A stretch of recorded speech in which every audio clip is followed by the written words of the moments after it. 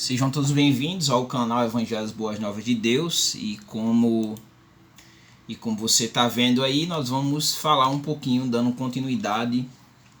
vamos dar continuidade ao budismo. Dessa vez vamos abordar um pouquinho do contexto histórico, né, a origem histórica do budismo.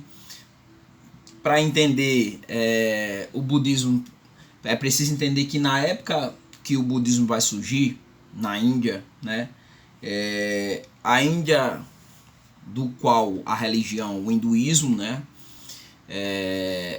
predominava, e o hinduísmo, ele na Índia, ele seguia uma linha meio que engessada, né? O contexto é esse, um hinduísmo engessado, um hinduísmo sacerdotal, poderíamos dizer assim, que excluía as pessoas de certa forma do contato com o transcendente, né? Então eu quero fazer duas indicações. Esse era o contexto, mas a gente vai desenvolver aqui.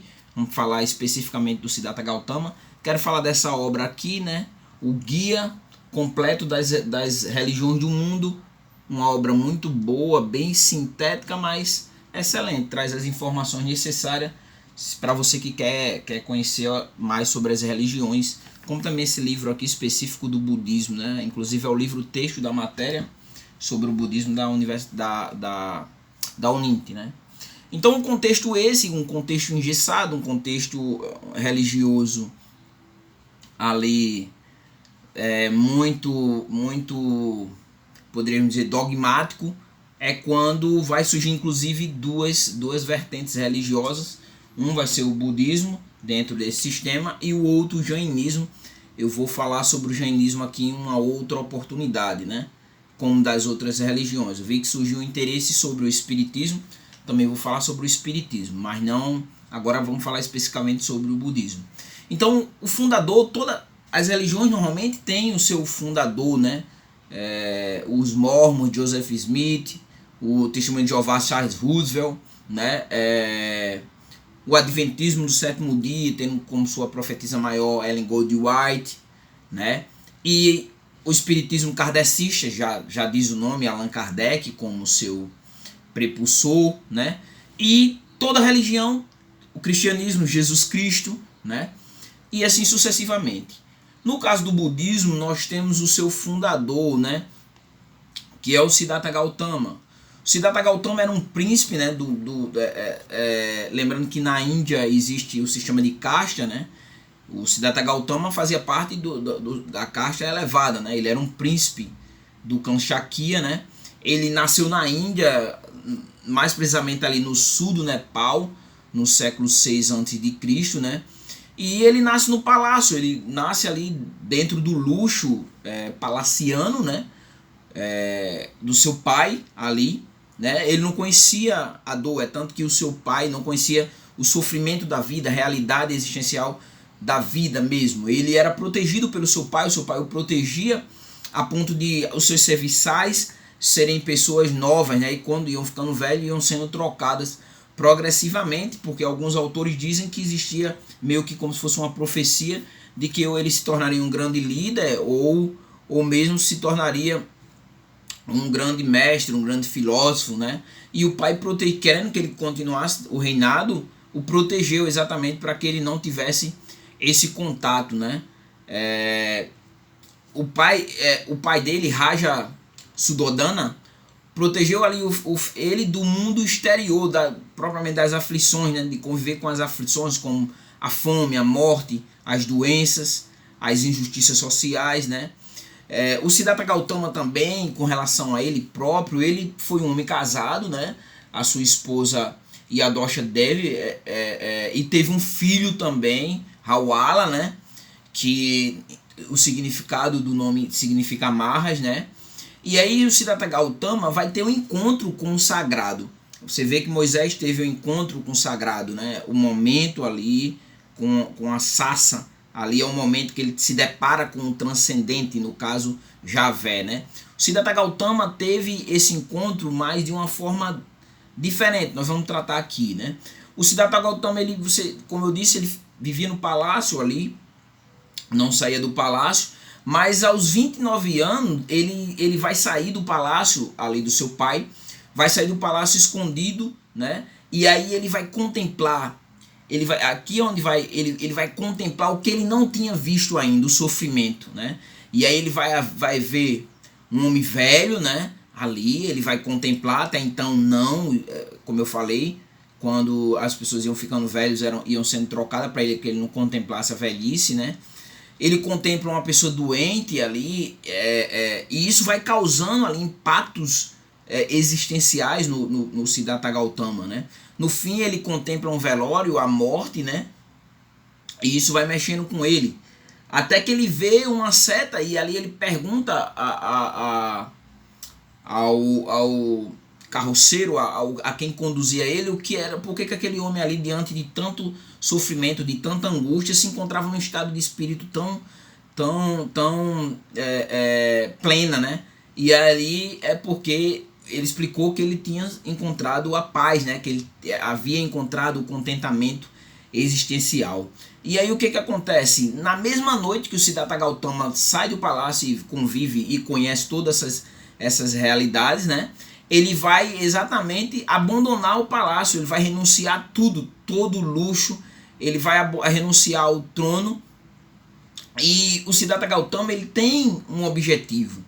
O objetivo do Siddhartha Gautama era descobrir como ele poderia aliviar o sofrimento, como ele poderia lutar contra esse sofrimento, vencer o sofrimento e trazer um alívio para a vida das pessoas. E aí essa primeira fase da vida dele, poderíamos dizer, os 6 primeiros anos de sua peregrinação, ele vai viver com os mestres ascetas, né? Vai viver uma vida propriamente dita, uma vida ascética ali. Esses mestres eram mestres espirituais da época, né? E assim ele começa a sua peregrinação, na primeira fase da sua peregrinação. E você vai entender que as práticas ascéticas, por exemplo, giravam em torno da renúncia dos prazeres, né, da vida, né? A mortificação da natureza, da carne, né? Como também penitências físicas severas, né? É interessante. Jejuns, né? Jejuns elevados por dias, né? E para você ter ideia, o Siddhartha Gautama, alguns autores dizem que ele chegou a comer 1 grão de arroz por dia. Só que aí o que acontece? Vai passando os anos e ele não consegue encontrar ali uma razão para vencer o sofrimento vivendo daquela forma, né? O resultado que ele esperava ali, ele não havia encontrado, né? Então o que ele vai fazer? Ele vai abandonar essa vida ascética, ele vai deixar para lá essa vida ascética, né? E aí aos 35 anos vai acontecer uma coisa interessante, né? Ele vai sentar embaixo de uma árvore bode, né? Uma árvore bode, ele vai se sentar ali e ele vai entrar num estado contemplativo, né? Que é uma coisa muito importante dentro do budismo, é a questão da meditação, né? Da yoga, propriamente dito, né? Essa meditação é algo de extrema importância para o budismo, né? E ele entrou nesse estado de profunda meditação, né?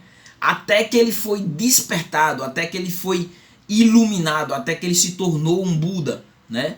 E é interessante nesse momento da vida dele, né, aos seus 35 anos, que ele vai também, nesse momento, nessa experiência com o sagrado, com o transcendente, ele vai se deparar com o demônio Mara, que vai fazer vários questionamentos a ele ali, né?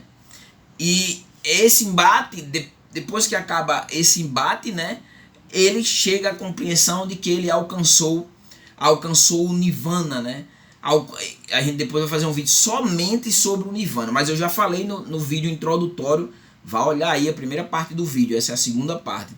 Ele alcançou o Nirvana, encontrou essa paz, né? E aí o que acontece? Qual é a compreensão que ele tem? Que ele descobriu as causas do sofrimento, né?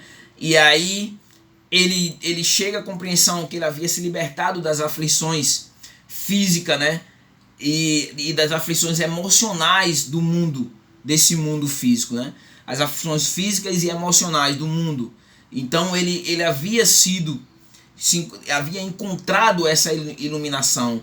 E aí o resultado é que ele se torna o Buda. Daí, quando alguém entra nesse caminho em busca do despertar, né, o caminho é para que se torne um iluminado, o Buda, o despertado, né? Após isso, ele vai passar a pregar exatamente aquilo que a experiência que ele teve e o caminho para chegar até aí, né? Na pregação dele é que qualquer um, né? No hinduísmo ali existia a classe sacerdotal. O Siddhartha Gautama rompe com isso e ele vai dizer que qualquer um pode chegar a se tornar iluminado, ou poderíamos dizer, chegar ao Nirvana propriamente dito, né? E aí os ensinamentos do Siddhartha Gautama vai girar em torno do caminho do meio, né? Que é o caminho que conduz as pessoas a essa libertação, né? E aí ele vai passar a ser seguido pelos monges, né? Que vai tanto seguir o Siddhartha Gautama, como também vai propagar os seus ensinamentos, né? E aí o que acontece? Nós vamos explorar o caminho do meio, propriamente dito, né? Mais à frente nós vamos estar trabalhando esse caminho do meio, ou o caminho octopus, né? Vamos trabalhar parte por parte, né? O que acontece? O Siddhartha Gautama ele vai falecer mais precisamente em 483 a.C. Ele falece aos 80 anos, né? Em Kushinaga, na atual Índia, né? Alguns dizem que ele foi envenenado, mas porque ele começou a passar mal logo após comer um sukaramadava, né? Uma comida de lá típica. Ele começou a passar mal, né? Começou a ter um mal súbito ali, momentâneo, né? E ali ele percebe que existia algo errado com a comida, e tendo essa consciência tão grande, ele pede que o anfitrião ali daquele local pegasse essa comida, o resto dessa comida, e enterrasse, porque tinha alguma coisa errada com a comida, né? E aí ele vai passar a sofrer fortes dores abdominais nesse momento, passa a sentir essas dores, uma dor muito profunda abdominal, como também sangramento retal, né? E a conclusão que alguns vão chegar é que o que aconteceu com Siddhartha Gautama é que ele havia sido exatamente envenenado, alguém o havia envenenado, né? Você nessa compreensão, nesse momento do nosso estudo, é preciso compreender exatamente os conflitos interiores que todo ser humano ele tem. O ser humano ele tem esse conflito existencial, né? E nós vamos ver que o Siddhartha Gautama também tem esses conflitos existenciais, só que não vivenciados por falta de experiência, por falta de ter tido acesso a essas realidades, né? E aí o que causa exatamente essa mudança, essa convenção de pensamento, esse caminho diferente no Siddhartha Gautama, é exatamente a experiência que ele vai ter com o transcendente, né? E essa experiência, como nós vimos, é dividida em partes, né? Essa primeira experiência vai ser quando ele compreende o sofrimento humano. Nós vamos ver nos principais ensinamentos do budismo, que é exatamente a busca de vencer esse sofrimento, né? De conseguir superar o sofrimento existencial, e ele vai trazer o caminho que eu não vou abordar agora. A gente vai abordar esse caminho mais à frente, né? Então, a segunda parte, você vê que o Siddhartha Gautama ele vai tentar viver uma vida contemplativa, uma vida ascética, mas ali ele também não encontra a superação desse sofrimento, o caminho para superar esse sofrimento, né? Que é quando nós vimos, né, que ele vai se deparar exatamente com essa experiência transcendental embaixo de uma árvore bode, né? Onde ele vai se encontrar ali com o demônio Mara. E ali ele vai compreender a iluminação, ele vai compreender o caminho. E aí, depois que ele se torna um iluminado, um Buda, né? Ele vai seguir exatamente o caminho de conduzir outras pessoas à iluminação, né? Fazendo agora um pouquinho de religião comparada. É interessante porque no cristianismo, né? Eu pego sempre o cristianismo porque o cristianismo é algo mais comum para as pessoas, né? Então no cristianismo, o cristão ele se torna a luz do mundo, né? Ele passa a refletir a luz que não é dele, mas a luz de Jesus Cristo. No budismo, a própria pessoa encontra essa iluminação, e não através de uma divindade, porque o budismo não tem uma divindade, por mais que depois vão passar a criar imagens do Siddhartha Gautama como Buda e passar essa idolatria, mas a ideia é que não exista um Deus, né? Mas que, seguindo o caminho da razão, progressivamente cada um se torna um iluminado, né? A partir do momento que domina os próprios desejos e domina e passa a dominar, a encontrar exatamente esse caminho, o caminho da libertação, que é o caminho do meio, né? Então, essa segunda parte, nós vimos aqui, conhecemos o fundador do budismo, que é o Siddhartha Gautama, que era um príncipe, né? Um príncipe na Índia, né? Onde o budismo vai ter sua origem. Sua origem do budismo vai ser na Índia. No próximo, daí para frente, nós vamos ver as características do budismo nos próximos vídeos, né? Os principais ensinamentos que o budismo ensina, qual é os principais ensinamentos, né? Os símbolos, como o cristianismo, o peixe, a cruz, né? E outras religiões, o judaísmo, a Arca da Aliança, o budismo também tem os seus símbolos. Nós vamos abordar cada um desses símbolos e o significado de cada um desses símbolos para o budismo, a concha, o peixe, o vaso, entre outros, né? Vamos abordar cada um deles. Os tipos de budismo, eu já falei no vídeo anterior, mas a gente vai explorar de uma forma mais abrangente, como também suas vertentes, e a diferença entre budismo e hinduísmo também eu acho interessante, que nós abordamos aqui, né? E o budismo no Brasil. Esse é o roteiro que eu pretendo. Mas agora eu vou parar por aqui, porque a intenção era apresentar o Siddhartha Gautama, né? E agora você já sabe quem foi o fundador do budismo e como se deu essa experiência com o transcendente, esse contato com o sagrado, né? Que o Siddhartha Gautama teve. Compartilha esse vídeo aí, ajuda a propagar o canal. Se não é inscrito, inscreve no canal, né? Também dá o like aí e deixa o seu comentário, e até a continuação depois, quando a gente der continuidade sobre o budismo.